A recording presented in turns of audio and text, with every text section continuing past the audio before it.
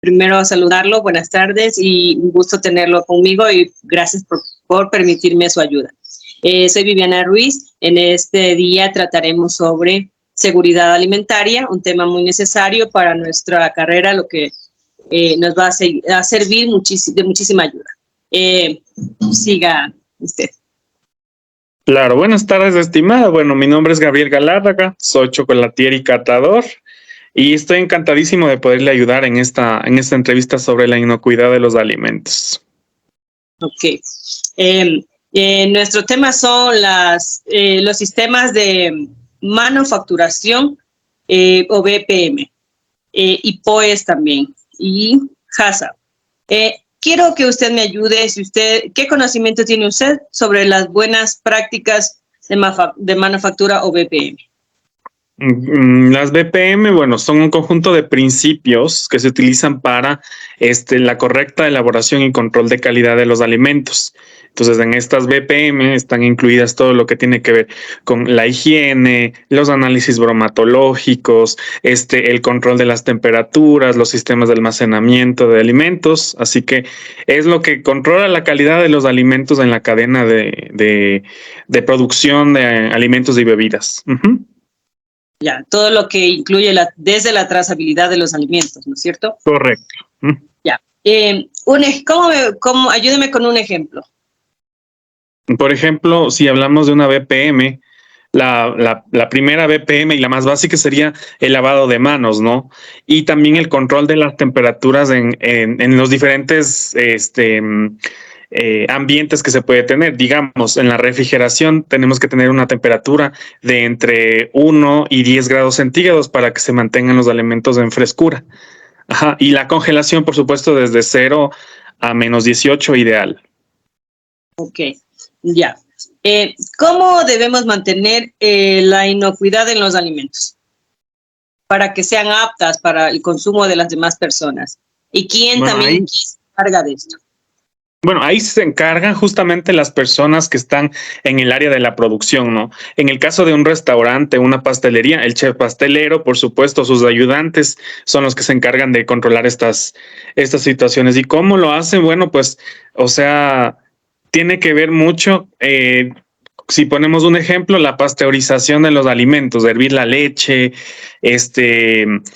ver que, por ejemplo, el pollo esté a la temperatura adecuada, que no se rompa la cadena de frío al momento de la descongelación de un cárnico, etcétera. O sea, o ver que también el origen del producto, digamos, una crema de leche sea pasteurizada o no, y podamos hacerlo de una manera en la que no afecte también la salud, ¿no?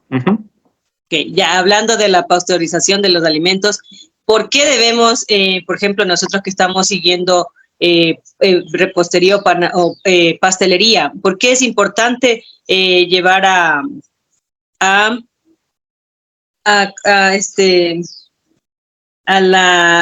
procesamiento, a la pasteurización de las claras de huevo y no consumirlas en estado, o sea, crudo, sin ningún proceso de pasteurización? Claro, por ejemplo, cuando analizábamos el tema de los merengues, el merengue francés sin claras pasteurizadas es un peligro porque tenemos enfermedades de transmisión alimentaria, es la salmonelosis, si es que yo no conozco el origen de los huevos, porque uno puede pensar, me gusta el huevo de campo, qué rico, todo eso, pero el problema es que no sabemos si el animal en algún punto se enfermó. Y eso puede provocar que de pronto el huevo esté mal. Entonces hay que siempre pasteurizar los huevos para que evitemos justamente estas enfermedades. Para cualquier elaboración que se realiza, ¿no es cierto? Por supuesto que sí. Ajá. ¿Cuándo puede tornarse o no inicuo un alimento?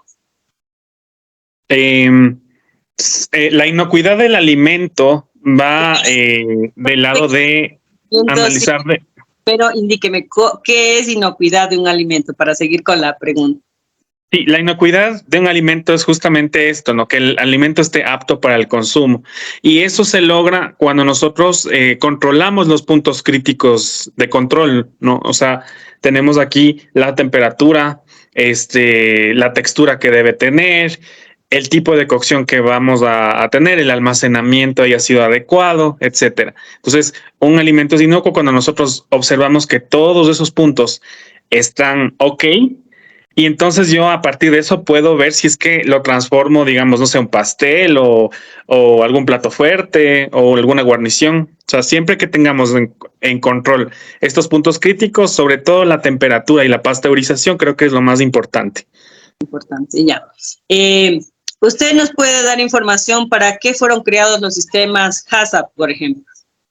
El sistema HACCP fue creado para justamente ayudarnos a los controles críticos de los alimentos, o sea, controlar estas partes que son súper importantes, ver cómo debemos almacenar los alimentos, cómo los categorizamos dependiendo de cada uno de los rangos de alimentos, y de esa manera nosotros podamos elaborar algún sistema que nos permita hacerlo de manera óptima dependiendo del giro de mi negocio, en las pastelerías.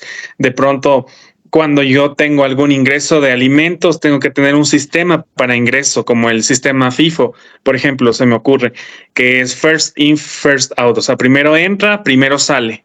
Y voy almacenando como ejemplo, ¿no? O sea, y este es uno de los puntos críticos súper importantes. También el tema del control de mermas está implícito en este sistema, porque también el desperdicio puede provocar enfermedades de transmisión alimentaria si no sabemos cómo manejarlo.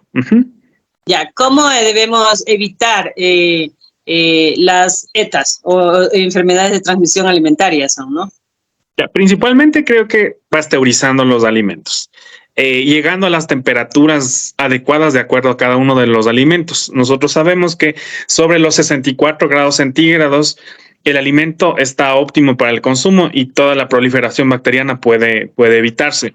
Sin embargo, siempre es importante tener en cuenta también que por muy 64 grados que lleguemos, puede ser que haya algún error y de pronto podemos hacer que la gente se enferme. Entonces siempre sobrepasar un poco esa temperatura sin lograr dañar el alimento para que quede bien y sea un alimento adecuado para la preparación.